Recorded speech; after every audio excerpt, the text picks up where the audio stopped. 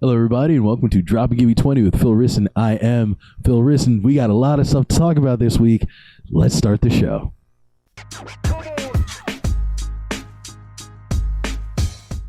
Hey guys, welcome to the show. Welcome to Gimme 20. Make sure if you're on YouTube to like, share, and subscribe. If you're listening on any podcast platform, because we global, baby, any platform at all, make sure to give us a 5-star rating and a nice little review. I'd like to know how you guys feel about the show, all right? There's a lot of things going on. I'm just one man, but I try to make everybody happy. You know what I mean? They say it's not the size of the boat, but it's the motion in the ocean. I'm trying to give you that small dick love. You know what I mean? That attentive shit. That shit where it's like, I eat the pussy even before we even get started. You know what I mean? Just because I'm here caring about you. Okay? So leave me those reviews. Let me know what you think about this show, man. We have a lot of things to talk about this week. You know, we have a lot of things to talk about. It is January 7th, 1 year since 3,000 white Americans demanded to speak to the manager. All right, we are talking about American history here, folks.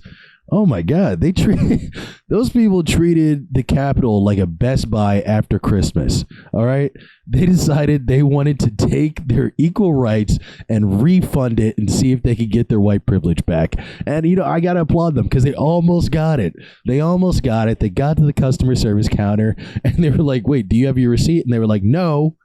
And they were like, "Can we at least get store credit?" And they were like, "No." And they were like, "Time to put on the fucking buffalo hats and get the spears and get some real fucking things done." All right. Luckily, they did not finish everything. All right. They didn't fully, get in. Actually, they fully got in. That's the whole thing. That's what's so crazy about it. I was about to say, like, luckily they didn't get in and complete their mission, but they completely got in and just fumbled the ball. You know what I mean? They totally did. They fumbled the bag, bro. I don't know what happened. I don't know how you can get that close. Black people have been wanting revolution for years. And once again, white people get what we've wanted in 2 seconds and then still don't know what to do with it. They still don't know what to make out of it, do anything about it. You know, it's fucking ridiculous. I do wish, though, there's a part of me that like wishes that Buffalo guy succeeded. You know what I mean? Like, we talk shit, but Buffalo guy as president wouldn't be crazier than any of the presidents we've ever had. You know, Andrew Jackson was a president who died in a duel. We literally have a president who died in a gunfight. I think. I don't know history. Don't listen to me. But I'm pretty sure that happened. No, get out of here. I have my cat's over here once again, and I'm trying to fucking, he's a star now. He thinks he's a star. I pet him a couple times while I'm doing the podcast, and all of a sudden, he thinks he can get in the way of the camera. It's not happening. You know what I think it is I adopted this cat from a couple people down south, and I didn't really know his political views at the time. You know what I mean? I thought, here's just a little kitten, nature versus nurture. But then, I start doing these bits about the insurrection. He's trying to silence me. He's trying to censor me. Can you believe that? And from a gray cat, from a multiracial cat, he's over here taking their side. Jesus Christ. It's a goddamn shame. That's why, they say don't judge a book by its cover. But maybe you should. Because if I was a smart cat owner, I don't think I would have picked him. His basket was made out of a MAGA hat. I should have known. But here I am, trying to make the best out of a bad situation. Now he's licking his own balls. Great. Not like I'm doing a production over here. Oh my God. Yeah, man. January 6th. White people really got there, man. They really got there. Congratulations to all the white people that made it into the Capitol. I believe in you. Just know that you got to do better next time. I feel like a football coach giving like a speech to a team that like lost, but they still went the distance. You know what I mean? Like, they need a pep talk, but they also should be proud of what they've accomplished. You really should. You really should. I mean, most people that have even tried protesting get pepper sprayed in the face, they get hosed down, but you guys just waltzed on in. Look at you. Look at you, shining little pretty boys, doing your thing. Good for you. They say you can do whatever you can you do whatever you put your mind to, and apparently they were right. Because a bunch of white people wanted to take the world to task, and they almost did. And they almost fucking did. Jesus Christ. What else is happening these days? I've been having a fucking a weird day. It is fucking freezing outside. Oh my God. New York City just had their first fucking snowfall, and it is fucking freezing. It is so cold outside. I cannot tell you how insanely cold it truly is. I've been doing deliveries out in that shit, fucking freezing my dick off. It's a shame too, because I only have when you live in New York, yes, you try to dress for weather, but it's also I have too much stylish shit. I don't have a real winter coat. I have a pea coat. You know what I mean? I have a flannel overcoat that kind of looks cool. You know what I mean? You put some Doc Martens on that shit, you get a nice little skull cap. Motherfuckers think you own an art gallery. You know what I mean? I have that type of shit. I don't have real winter shit, and I'm out there in these goddamn elements. And every time I drop off somebody's pizza or their fucking Shake Shack food or their fucking Popeyes, I'm looking like I climbed Mount Everest, just fucking snow all over my face, shivering, just trying to save any ounce of warmth that I can. Fucking ridiculous, man. It's been weird out there too. I've been getting yelled at all fucking day, because I'll be honest with you people. Okay, I'll be real with you here. Okay, I drive a moped. I can be a little crazy, all right? Well, mopeds, they're street legal. They're street legal, but a lot of us don't always follow the rules, man. It was fucking crazy, and I can be one of those. I'll admit that. It's fucking crazy, man. I still don't think I should have got yelled at for this, though. I was driving today, and I'm stopped at a red light, and this older lady is there. She crosses the street. And then when nobody's there and it's still a red light, I just slowly go through the intersection, and she just stops and goes, "What the hell?" Just peak white woman. Just what the hell? It was what do you want me to do? Lady, what does this have to do with you at all? You know what I mean? What does this have to... You already got across the street. I already stopped there and showed you I respect the law. I was just trying to get somebody's chicken nuggets to them a little bit faster. All right, I'm an essential worker. Okay, I'm the backbone of fucking America. Jesus Christ. I'm the demographic for January 6th. If I wasn't a black guy, believe me, I probably would have had my own set of horns. That's the type of job that I have. All right? I'm fucking Joe Sixpack over here. I put my jeans on, put my Wranglers on, fucking one leg at a time, baby. Okay? Appreciate me. It was crazy. I just thought it was so funny because it was just how, it was she was so disappointed. That's the thing. That's what I think made it so funny. It's she wasn't necessarily angry. She was just disappointed in me. And I was just thinking, I'm just why? It was just, oh my God, it was so ridiculous. Just the amount of of just confusion, slight anger, disappointment, and I don't know, this vague look of regret. All over something that has nothing to do with her whatsoever. It's you're already across the street. And you know what? I think a part of me was just amused because I saw a little bit of me in her.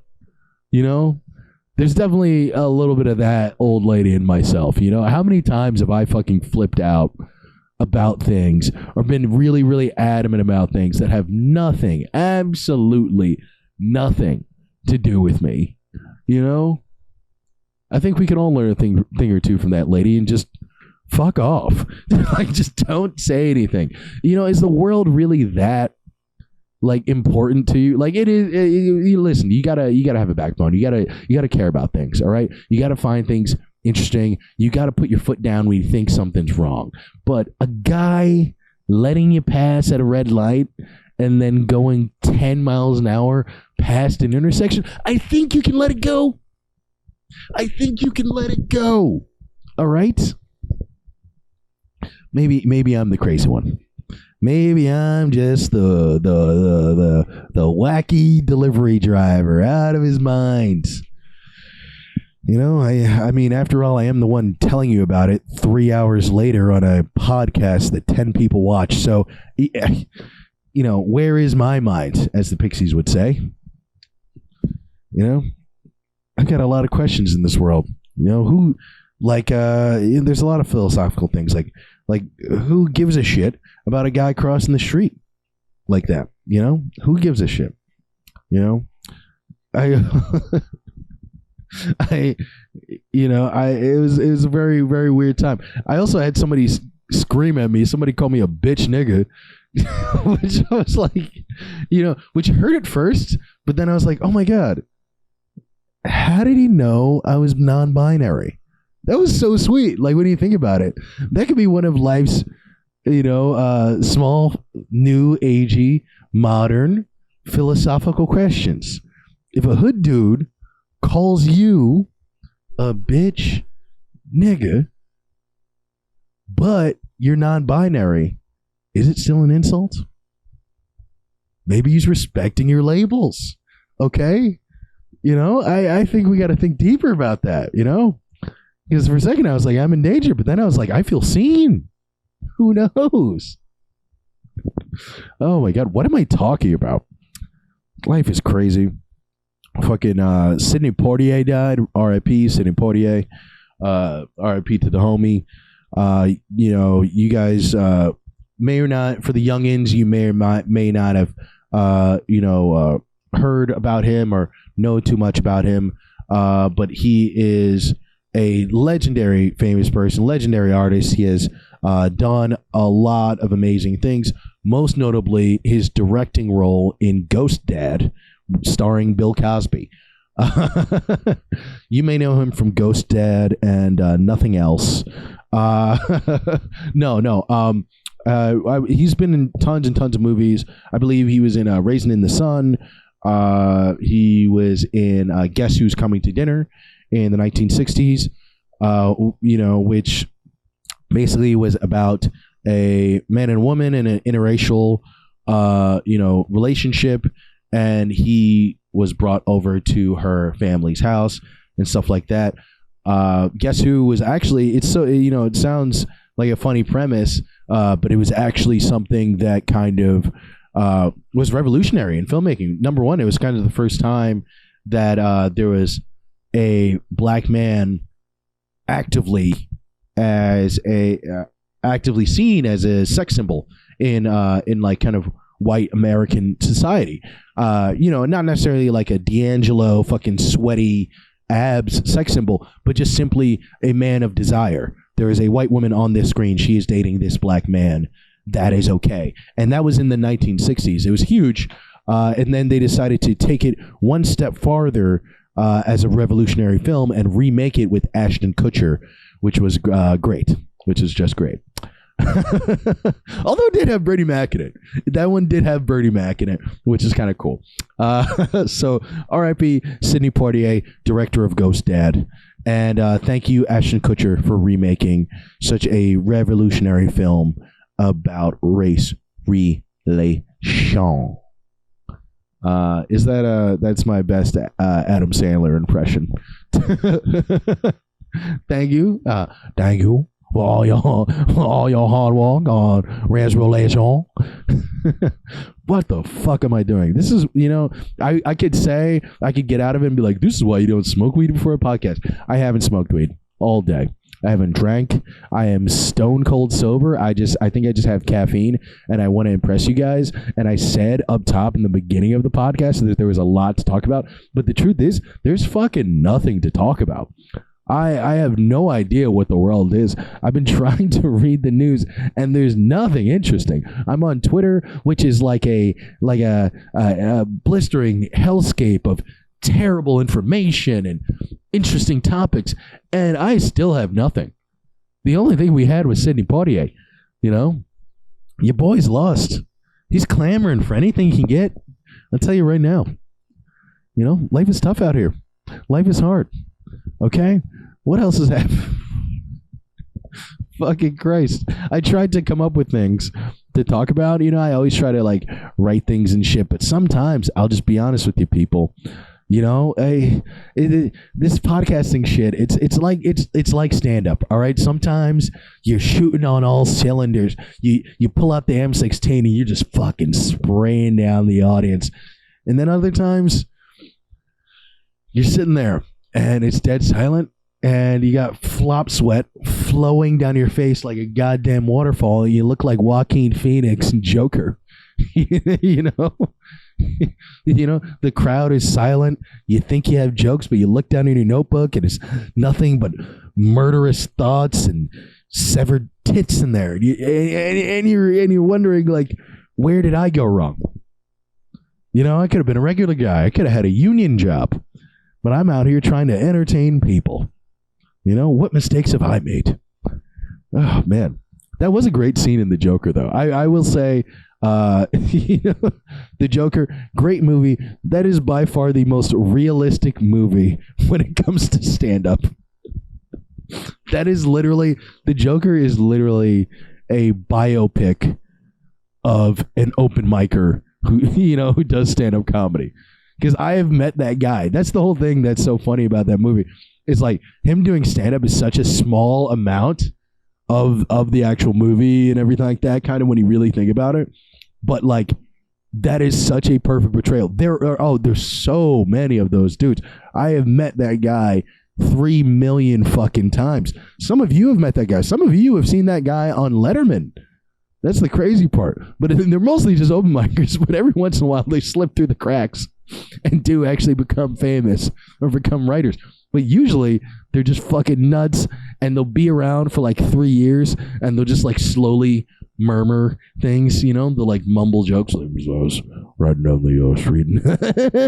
So just weird tendencies, speaking in gibberish, you know what I mean? And you have to endure that every time you go to an open mic as a young comedian, thinking like, hey, I'm trying to have a career and there's a psychopath on stage and right now we're at the same level. And you have to deal with that for years and years and years. And then they disappear. They always disappear. They never stay around consistently. They'll do it for like 3-4 years straight, disappear for about 2 to 3, come back again, you know, just like an old grizzled cop. Like just as soon as I'm out, they pull me back in, just like that.